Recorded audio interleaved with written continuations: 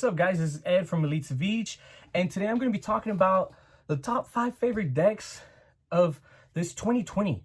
And I am talking about my 5 favorite decks. I'm not talking about your 5 favorite decks. I'm talking about my 5 favorite decks. One of the things about it is that I play very control sometimes, and I play very much anything that has to do with True Dracos, right?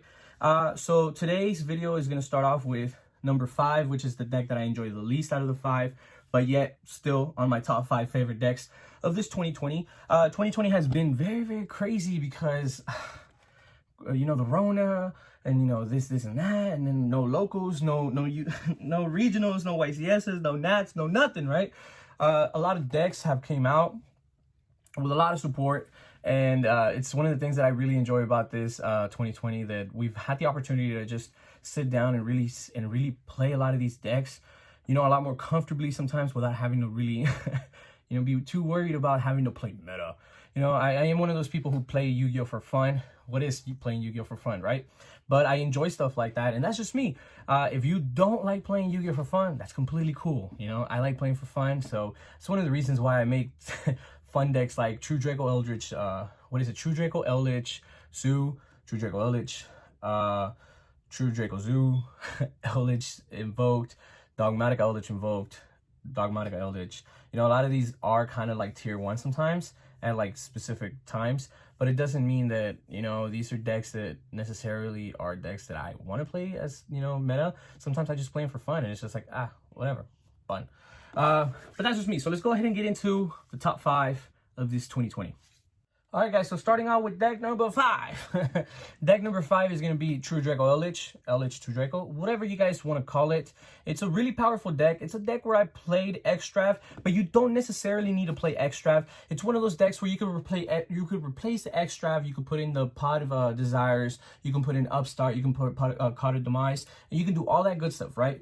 And one of the reasons why I like playing extra is because you don't necessarily need an extra deck. So you can have an extra deck, but it's just going to be like, So one of the things that one of our fans really commented down below, and hopefully I can screenshot it and put it, user. One of the things that one of these guys commented down was that extra really, it fights against, you know, Heritage and Disciples, and it's very true. It's very true. It's one of the things where I didn't really sit down at first and say, hey, you know what, this is a big issue, because I never had an issue with it. It's just either, okay, if I extra, I'm chilling. I'm not tripping. I can just leave the spells on the field and then continue with my opponent's turn and then get rid of them, right? But, you know, that's just one of the things that happens with this deck. You can go take it a lot of different routes. I am a big fan of True Draco, as you guys already know. So now that True Draco has True King's return back, I don't think that the deck will actually change a lot in the playstyle. I don't think it's going to get so much better. I just think that it's a deck that it's there and it's a lot of fun. And it's one of the decks that I enjoyed playing the most here in 2020. Let's go ahead and continue to deck number 4. Continuing to deck number 4, it's actually Mystic Mine. As you guys might have been able to tell, I am a big Mystic Mine player. I've actually encouraged a lot of people to play Mystic Mine. As sad as it is, I'm just a person who encourages people to do bad things. My boy Brento has played Mystic Mine before, and he enjoyed it a lot. Deck profile has been out there for Brento's, and the most updated one, which was my deck profile, has been out there. But I will soon upload another Mystic Mine deck, because I just think that it's one of those decks that can really fight in today's meta, because I think that Virtual World has this thing where, like, okay, great, it can combat in the meta, but Mystic Mine, it being on field, they can just pop with the trap, and then the trap, you know, will pop Mystic Mine, and it's just like, whatever. I'm not tripping. I have Field Barrier, which will protect, and if anything, I also have Cosmic Cyclones that can banish the trap, and stuff like that, right? So I am actually preparing my deck to be able to combat this December 3rd's, this December's ban list, right? What was it? December something, I can't remember. But yeah, I have Mystic Mine coming out for you guys, so hopefully you guys enjoy Mystic Mine deck profile post December ban list, right? Let's go ahead and continue to deck number 3. All right, guys, so like I said, I am a big True Draco fan, but I'm also a really big Invoked player. I really enjoyed playing Gold Boy, Dogma Invoked, Dogma Eldritch, Dogma Invoked, Dogma Eldritch Invoked, whatever you want to call it. Dogma Eldritch Invoked, right? It's one of the decks that I played for maybe about a month. My boy Charlie was kind enough to let me borrow his deck this year. And since he's been really, really busy with work, you know, we can't say anything. But, you know, shout out to Charlie because he's a great guy and he lets us borrow his stuff. I really enjoyed playing Dogma Eldritch Invoked. I think that's one of those decks that Alex had been playing for a fat minute, and that he actually learned inside out and taught me a lot of stuff that I wasn't actually aware of at that moment. So now being able to play that deck, and even now I can go back and play that deck, I think that deck is super fun. So I just want to say that the deck is great. Eric actually went undefeated with the deck that I built, which was Charlie's deck. I built it and I let Eric borrow it. He went undefeated. And then the week after, I went X1 with that deck. And then the week after that, I think Charlie topped with it too. So it was like a deck that for 3 weeks in a row, we all topped with it once. And it was great. I thought it was cool as hell. And it's just a really fun deck. And if you guys haven't played it, please check it out. Link down in the description. Yeah, let's go ahead and continue to deck number 2. So deck number 2 is a deck that I've been playing for years now. I think that if you really look back to like one of the first deck profiles that I uploaded earlier this year was Magnite Invoked. I am actually a really, really big fan of Magnite Invokes because it's just such a deck that can go second and doesn't have to worry about anything. And it'll just be like, you want to make me go first? That's completely fine. I have a combo with my deck where I can go first, still make Dragoon, Mechaba, and have Verde on field all at the same time, and I'm chilling. Plus back row if I need back row, like imperms or maybe hand traps if I need Ash or Effect Veiler. I think I also played Dros for a minute in that deck, so it's a deck that I enjoyed playing a lot, and I feel it's a deck that I fell in love with a long time ago, and it's just it was a staple in my year. You know, this year was a deck that I used as a staple deck. I think that one of the things that was that I just didn't have money for a while at the beginning of the year because I was really, really low on funds because of my job. I didn't have a job. So that was the deck that I relied on a lot, and I still clapped.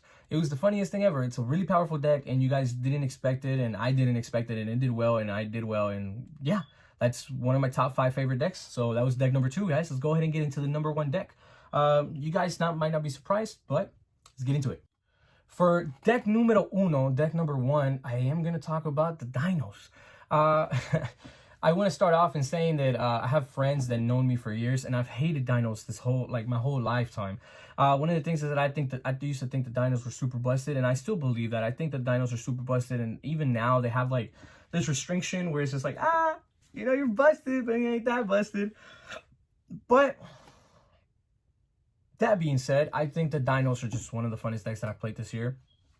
It's a lot more aggro to playstyle than what I'm used to. If I'm going to go second, I am definitely going to OTK and win. I'm not going to let you play another turn. No, I'm not doing that. It's a waste of time. Why do that, right?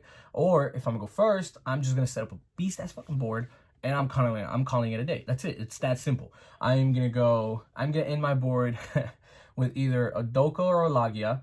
I'm ending my board with a UTC. I'm ending my board with maybe an Overtext. If I don't want to set up a second UTC, I can have a Verde, I can have a Baby, and I can have Dragoon all in field that one turn. Yes, sir. I've actually done that, and I've done that in tournament plenty of times. People don't expect for dinos to do anything interesting turn 1, and that's one of the things that I like about dinos so much, that a lot of people don't play dinos like I play it. For the reason being that you can play dinos very differently. There's just so many things that you can do with dinos that it's not necessarily going to be a mandatory thing for you to play the way that I play, or for me to play the way that you play. And that sounds completely fine to me. Dogma dinos was a thing earlier this year that I saw my boy Chris playing for a little bit, and that was great. I saw some people playing it after that, and I was just like, hey, cool.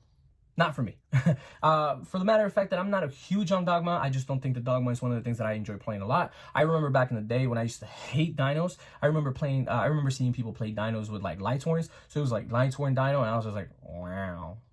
I fucking hated that. But I mean, like, it's whatever, right?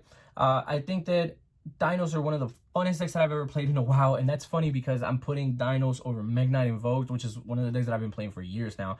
So doing that, it's really interesting to me. So let's go over the deck profiles one last time.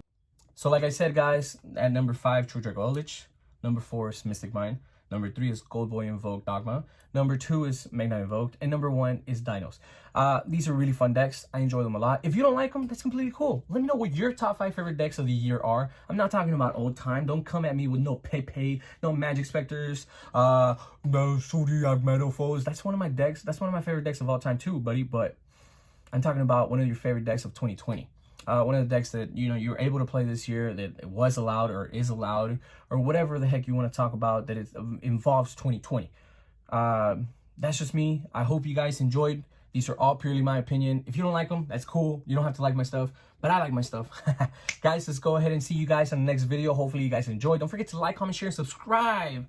I'm only a couple followers away, and once I hit those 300, I am going to be doing a giveaway for you guys. So let me know what's up. Guys, this is Ed from Elite of Each. Have a wonderful night, guys. Don't forget, Christmas is around the corner. Get your loved ones a little gift, and see you guys then.